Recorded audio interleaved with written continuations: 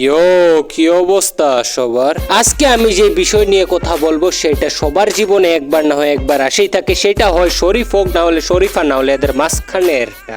এই সময় তোমরা বুঝতে পারো যে তোমাদের জীবনের কোনো মূল্যই নাই। হ্যাঁ, আমি কথা বলতেছি পিউবার্টি নিয়ে, যাকে কিনা বাংলায় বলে বয়সন্ধিকাল।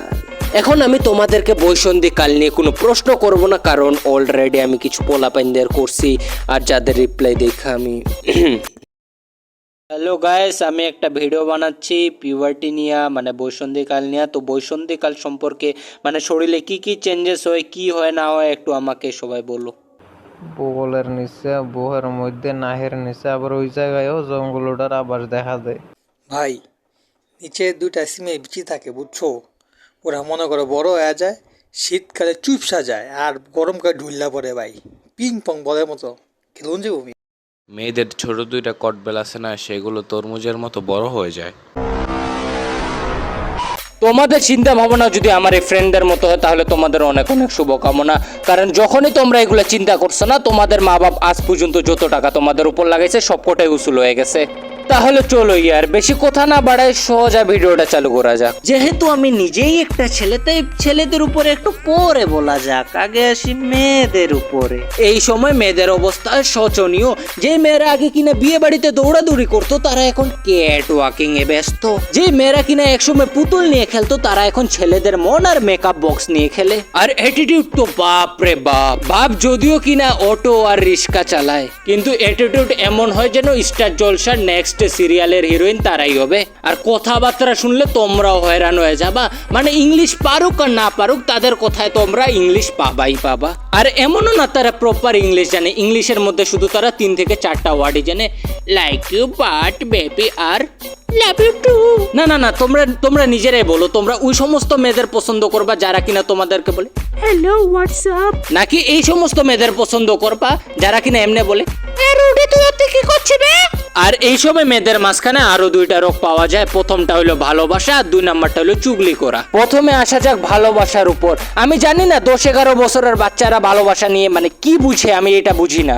এদের মনে করো কাজে এটা ভালোবাসায় মানে প্রেমের চোখ করে পড়বে, আর অবশেষে ছেকা খায় ফেসবুক আর ইনস্টাতে মনে করো স্টোরি ছাড়বে। আর এদের না স্টোরিগুলা দেখলে তোমরাও কচু গাছের সাথে ফাঁসি টাংবা।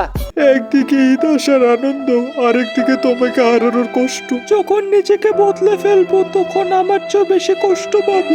সত্যি বলতেছি ভাই, এগুলা করা না কানুনি জুরুম হওয়া দরকার। এইবার কথা বলা যাক চুগলির উপর। না, তোমাদের কি মনে হচ্ছে মেয়েরা আন্টির বয়সে যায় চুগলি করে?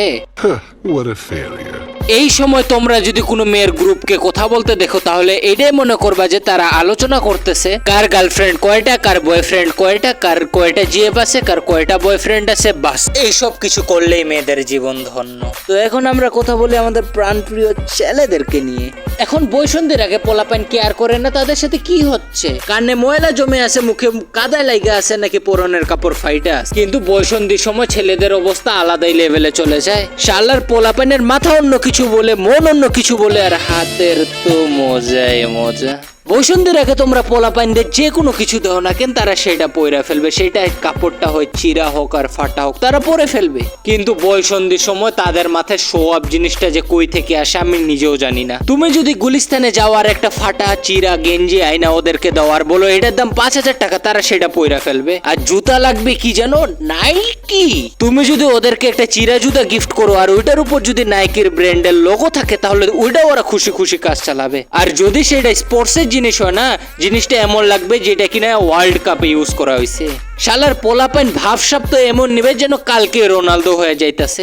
যাই বলো না ভাই, এই সময় ছেলেদের এমন একটা অসুখ লাগা যায় যেটা কিনা বৈসন্ধির পইরাও থাকা যায়। এখন তোমাদের মধ্যে কিছু কিছু পোলাপাইন বলবে, এই রুডিস ভাই আপনি তো অসুখের কথা বললেন, কিন্তু বসন্ধিটা আমিও বার করে আসছি, আমার তো কোনো অসুখ নাই। তোর বিশ্বাস হয় না? না, তুই এক কাজ করবি, সকালে দেখবি তোর কিডা হয়, না হলে ক্রমে যাবি, আর না হলে তুই একটা হট মাইয়ারে দেখবি। তারপরও তুই যদি বলিস আমার কোনো অসুখ নাই, তাহলে তুই এক কাজ কর, রাত 12টার সময় না টিভিতে একটা হারবালের এড হয়, ওইখানে একটা নাম্বার থাকে, ওই নাম্বারে কল কইরা তাড়াতাড়ি নিজের বাসায় হারবাল আন। কি রে ভাই, তুই টপিকটা সরস কে লিগা, সমস্যা কি? সরি, আমি একটু ভিডিও টপিক থেকে একটু গভীরে গেছিলাম, বাদ দাও। এখন এই গুপ্ত রোগের আমি তোমাদেরকে অসুবিধা বলবো, সেটাও একটা গল্পের মাধ্যমে। একটা পোলা ছিল যার নাম কিনা ছিল কুদ্দুস। এখন কুদ্দুস প্রতিদিনের মতো নিজের স্কুলে গেছে এবং সে ক্লাসের মধ্যে আড্ডা দিতেছে। হঠাৎ কুদ্দুসের পিছন থেকে একটা সাউন্ড আসে, ওই বাবা কুদ্দুস, জি স্যার। ওই তাড়াতাড়ি খাড়াও আর সব প্রশ্নের উত্তর দে। স্যার পয়সা দে, দাঁড়াতে পারুম না। ওই কুদ্দুস, স্যারের সাথে বেয়াদবি, চুপচাপ দাঁড়ায় উত্তর দে। এই হালা তুই যখন উত্তরটা জানিস তে বইলা দে না স্যার। দেখ ভাই, আমি কিন্তু উত্তর জানি কিন্তু দাঁড়াইতে পারুম না। কেন বে, তোর কি পুটকির মধ্যে পাইলস হইছে? আরে না ভাই, পালস হলে তো বইতে পারতাম না, আমি তো দাঁড়াইতে পারুম না। তাহলে কি হইছে তোর? ভাই কুমন্ত সিংহ দাঁড়াই আছে। কইলি লে মজা লিতেছস লে। কি আছে? ওই তোর দাঁত কেন এত বাইরে হইতাছে? এখন তুই দাঁড়া, তুই উত্তর দে। স্যার, আমিও বসে বসে উত্তরটা দিই। ভাই তুই তো উত্তর জানোস, তুই বলস তাকে। ভাই আবার ঘুমন্ত সিংহ উঠাস, আমি কি করব?